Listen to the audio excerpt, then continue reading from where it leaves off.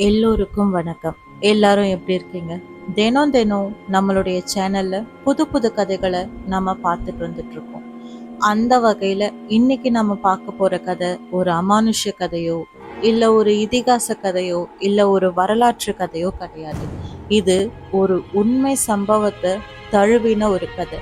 அதுவும் இந்த கதை நம்ம சப்ஸ்கிரைபர் ஒருத்தர்கிட்ட இருந்து நமக்கு கிடைச்ச கதை. இந்த கதைய அவங்க நம்ம கிட்ட பகிரும் போதே தெளிவா சொல்லிட்டாங்க. இந்த கதை மூலமா எந்த ஒரு வகையிலையும் அவங்களுடைய அடையாளங்கள் வெளிப்படுத்தப்படக்கூடாது அப்படின்னு சொல்லிட்டு. அதனால இந்த கதை பெயர் மாற்றங்கள் பட்டு உங்களுடைய கவனத்துக்கு கொண்டு வரப்படுது. வாங்க, கொஞ்சம் கூட தாமதிக்காம இன்னையோட கதைக்குள்ள போயிடலாம். நான் உங்கள் சக்தி மகேந்திரா. வாங்க, இன்னைக்கான கதைக்குள்ள போயிடலாம். இந்த கதை ஏறத்தாழ 5 வருஷங்களுக்கு முன்னாடி கோயம்புத்தூர்ல நடந்திருக்கு. கோயம்புத்தூர்ல ஒரு தனியார் விடுதியில அறை எடுத்து தங்கிட்டு இருக்கிறாங்க நந்தினி. நந்தினிக்கு ஏறத்தாழ ஒரு 25 வயசு இருக்கும். 25 வயசு மதிக்கத்தக்க நந்தினி ஒரு தனியார் பள்ளியில ஆசிரியரா பணிபுரிஞ்சுக்கிட்டு வராங்க. நந்தினி கூட அவங்களுடைய ரூமை பிரணவி அப்படின்றவங்க ஷேர் பண்ணியிருக்கிறாங்க. பிரணவிக்கு 24 25 வயசு இருக்கும்.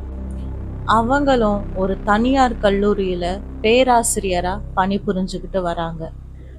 இந்த கதை முழுக்க முழுக்க தனியார் கல்லூரியில பேராசிரியரா பணிபுரிஞ்சுக்கிட்டு வந்துட்டு இருக்க பிரணவிய பத்தின கதை தான். அவங்களுக்கு நடந்த அவங்களுடைய வாழ்க்கைய ரொம்பவே பாதிச்ச ஒரு நிகழ்வை தான் இன்னைக்கு நாம பார்க்க போறோம். தனியார் கல்லூரியில பணிபுரிஞ்சுக்கிட்டு வந்த பிரணவி பிஎஸ்சி பயோடெக்னாலஜிக்கு கிளாஸ் இன்சார்ஜா பணியமர்த்தப்படுறாங்க.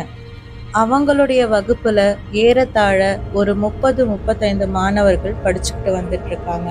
அதுல முக்கியமான ஒருத்தன் தான் தீபக். தீபக் அந்த தனியார் கல்லூரியில பிஎஸ்சி பயோடெக்னாலஜி செகண்ட் இயர் படிச்சுக்கிட்டு வந்துட்டு இருக்கான். அதே கிளாஸுக்கு தான் பிரணவியும் கிளாஸ் இன்சார்ஜா பணியமர்த்தப்படுறாங்க. அந்த 30-35 பேர் படிச்சுக்கிட்டு இருக்க அந்த கிளாஸ்ல இந்த தீபக் மட்டும் எப்பவுமே தனித்துவமா தெரியுவான். அதாவது அவனுடைய நடவடிக்கைகள் எல்லாம் பிரணவிக்கு ரொம்பவே விசித்திரமா தெரிய ஆரம்பிச்சுது. இந்த தீபக் பொதுவாவே யார்கிட்டையும் பேசாம நண்பர்களே இல்லாத ஒரு மாணவனா தான் இருந்துட்டு வந்தான். ஏன் அவன் அப்படி இருக்கிறான்னு சொல்லிட்டு யாருக்குமே தெரியல. அவனை பத்தி யார்கிட்ட கேட்டாலும் தெரியாது அப்படின்ற பதில் தான் வரும். இருந்தாலும் இந்த தீபக் படிப்புல ரொம்பவே கெட்டிக்காரன். என்னதான் அவனுடைய தனிப்பட்ட ரகசியங்கள் யாருக்குமே தெரியல அப்படின்னாலும் தீபக் அப்படின்னா ஒரு மிக சிறந்த மாணவன் சொல்லிட்டு அந்த காலேஜ் முழுக்க தெரிஞ்சிருந்துச்சு. இதனாலேயே அங்க இருந்த ப்ரொஃபசர்ஸ்க்கு நடுவுல தீபக் ஒரு நல்ல மாணவனா இருந்தான். அப்படி இருக்கும் போதுதான் அந்த தீபக்குடைய பார்வை பிரணவி மேல திரும்புது. அதாவது யார்கிட்டையும் எந்த ஒரு பழக்கமும் இல்லாத தீபக் பிரணவி கிட்ட ஒரு ப்ரொஃபசர் அப்படின்றத தாண்டி பேச்சுவார்த்தைகளை அதிகமா வச்சுக்க ஆரம்பிச்சான். எதுக்கு எடுத்தாலும் ஏதாவது ஒரு சந்தேகம் அப்படின்ற பேர்ல பிரணவியை தேடி ஸ்டாஃப் ரூமுக்கு அடிக்கடி போயிட்டு வர பழக்கத்தை அவன் வச்சிருந்தான். பிரணவியும் இந்த விஷயத்தை எல்லாத்தையும் பெருசா எடுத்துக்கல. ஒரு சாதாரண மாணவன், அதுலேயும் யார்கிட்டையும் பழகாத ஒரு மாணவன் தாங்கிட்ட வந்து இந்த கேள்விகளை கேட்குறான், அவனை வெளிப்படுத்திக்கிறான் அப்படின்னும் போது பிரணவிக்கு அது ரொம்பவே சந்தோஷமா தான் இருந்துச்சு. அட்லீஸ்ட் தாங்கிட்டையாவது அவன் தன்னுடைய மனசுல இருக்கிற விஷயங்களை பகிர்றானே, தாங்கிட்டையாவது அவன் வெளிப்படையா இருக்கிறானேன்னு சொல்லிட்டு பிரணவிக்கு அது சந்தோஷத்தை தான் கொடுத்துச்சு. அதனாலேயே தீபக்குடைய நடவடிக்கைகள் மேல பிரணவிக்கு எந்த ஒரு சந்தேகமும் ஏற்படவே இல்லை. ஆனா பிரச்சனை எங்க ஆரம்பிச்சதுன்னா, தீபக்குடைய இந்த பழக்க வழக்கங்கள் எல்லாம் பிரணவியை சார்ந்து மட்டுமே இருந்துச்சு. இந்த விஷயத்தை கவனிச்ச அந்த கல்லூரியோடைய மற்ற பேராசிரியர்கள் பிரணவிய எச்சரிக்க ஆரம்பிச்சாங்க. அந்த பையன் உன்கிட்ட மட்டும்தான் வந்து பேசுறான். இது என்னதான் அவனுக்கு நல்ல விஷயமா இருந்தாலுமே இது எதிர்காலத்துல ஏதாவது ஒரு வகையில உனக்கு பிரச்சனையா ஏற்படலாம். அதனால அந்த பையன்கிட்ட இருந்து கொஞ்சம் டிஸ்டன்ஸ் மெயின்டைன் பண்ணு, கொஞ்சம் தூரமாவே இருன்னு சொல்லிட்டு பிரணவி கூட வேலை பார்த்துட்டு இருந்த சக பேராசிரியர்கள் சொல்றாங்க. பிரணவிக்கும் அவங்க சொல்ற அந்த விஷயத்துல ஏதோ ஒரு நியாயம் இருக்கிறதாகவே தோணுச்சு. அதனால அடுத்த முறை தீபக் தங்கிட்ட வந்து பேசும்போது அவ அவாய்ட் பண்ண ஆரம்பிச்சா. அவன் கேட்க வர சந்தேகங்களை மற்ற பேராசிரியர்கள் கிட்ட போய் கேளு அப்படின்னு சொல்லி அவனை திசை திருப்ப முயற்சி பண்ணான். அது மட்டும் இல்லாம தாங்கிட்ட மட்டும் எதுக்காக இவன் பேசுறான், மற்ற மாணவர்கள் கிட்ட அவன் வயசு சார்ந்தவங்க கிட்ட ஏன் பேசலன்னு சொல்லிட்டு அவங்க கிட்ட கேள்வி கேட்கவும் தீபக்குக்கு அவளுடைய அந்த கேள்வி பிடிக்காம ஏதோ ஒரு வகையில ஒரு குற்ற உணர்வு ஏற்படுது. இருந்தாலுமே பிரணவி கிளாஸ்ல பாடம் எடுக்கும்போது அவனுடைய கண்கள் பிரணவியவே வட்டமிட்டு இருக்கும். இதையெல்லாம் கவனிச்ச பிரணவிக்கு இந்த எல்லா சூழ்நிலையும் பிரணவிக்கு அசௌகரியமானதா இருக்குது. அதனால பிரணவி இந்த விஷயத்த தன்னுடைய ரூம்மேட்டான நந்தினி கிட்ட சொல்றாங்க. நந்தினியும் மற்றவங்க சொல்ற மாதிரி அந்த பையன் கிட்ட இருந்து நீ கொஞ்சம் தூரமா இருக்கிறதே நல்லது, அதுதான் உன்னுடைய வேலைக்கும் சரி உன்னுடைய எதிர்காலத்துக்கும் சரி நீ செய்யற ஒரு நல்ல விஷயமா இருக்கும் அப்படின்னு சொல்லி அறிவுரை சொல்லவும் பிரணவியும் அதை ஏத்துக்கிறாங்க. ஆனா நாட்கள் அப்படியே ஓடல. கொஞ்சம் கொஞ்சமா பிரணவி தன்கிட்ட இருந்து விலகிறத தீபக்கும் நோட் பண்றான். அப்போதான் ஒரு நாள் காலேஜ் கல்ச்சுரல்ஸ்ல எல்லா வேலைகளையும் முடிச்சுட்டு பிரணவி ரெஸ்ட் ரூம் போயிட்டு வரலான்னு சொல்லிட்டு ரெஸ்ட் ரூம் யூஸ் பண்ணிட்டு வெளியில வந்திருக்காங்க. அப்போ அந்த விமென்ஸ் ரெஸ்ட் ரூம் வாசல்ல தீபக் பிரணவிக்காக காத்துக்கிட்டு இருந்தான். அந்த ஆள் அரவமே இல்லாத சூழ்நிலையில தீபக்கை பார்த்த உடனே பிரணவிக்கு பயங்கரமான அதிர்ச்சி. அந்த சூழ்நிலையில என்ன பண்றதுன்னு கூட அவங்களுக்கு தெரியல. இந்த சூழ்நிலையில பயத்துல கத்தனா கூட ஏதாவது பிரச்சனை ஏற்பட்டுடுச்சுன்னா என்ன பண்றது அப்படின்ற அச்சத்திலேயே பிரணவி கொஞ்சம் தைரியத்தை வரவழைச்சுக்கிட்டு தீபக்கை எதிர்கொள்றாங்க. தீபக் அந்த சூழ்நிலையில பிரணவி கிட்ட, நீங்க இப்பெல்லாம் என்கிட்ட சரியாவே பேசுறதில்ல, நீங்க பேசாம என்னுடைய நாட்களே ஓடுறதில்ல, உங்க குரலை தினம் தினம் நான் கேட்கணும், தயவு செய்து என்னுடைய மனசை புரிஞ்சுக்கோங்கன்னு சொல்லிட்டு தான் பிரணவிய காதலிக்கிறதா அந்த காதலை அவன் வெளிப்படுத்துறான். பிரணவிக்கு இதெல்லாம் கேட்க கேட்க தீபக் மேல பயம் அதிகமாகுது.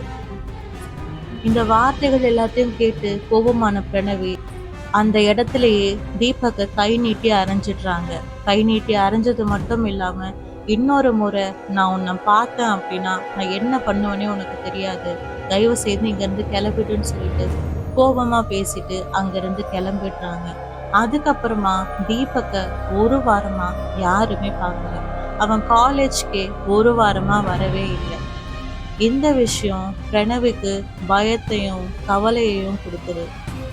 தீபக்கை அவங்க கண்ணெதிரில் பார்க்கல அப்படின்னாலும் ஒரு கிளாஸ் இன்சார்ஜா ஒரு வாரமா தீபக் கிளாஸுக்கே வரல அப்படின்ற விஷயத்த அவங்க மேலிடத்துக்கு தெரியப்படுத்துறாங்க. அதனால தீபக் வீட்டுக்கு ஃபோன் பண்ணி பேசினவங்க தீபக்கோடைய அம்மா கிட்ட இருந்து பதில் வந்ததா ஒரு பதில பிரணவி கிட்ட சொல்றாங்க. அவங்க அம்மா என்ன சொல்லியிருக்காங்கன்னா, தீபக்கு கிட்டத்தட்ட ஒரு வாரமா உடம்பு முடியலன்னும் உடம்பு கொஞ்சம் சரியானதும் காலேஜ்க்கு அவனே வந்துடுவான்னு சொல்லிட்டு சொல்லியிருக்காங்க.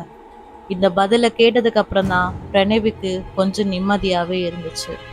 சரி, எல்லாமே சரியா போயிட்டு இருக்கு, கொஞ்சம் நிம்மதியா இருக்கலாம்னு சொல்லிட்டு ஒரு நாள் பிரணவி ஹாஸ்டல்ல இருக்கும்போது அவங்களுக்கு ஒரு கொரியர் ஒன்று வருது.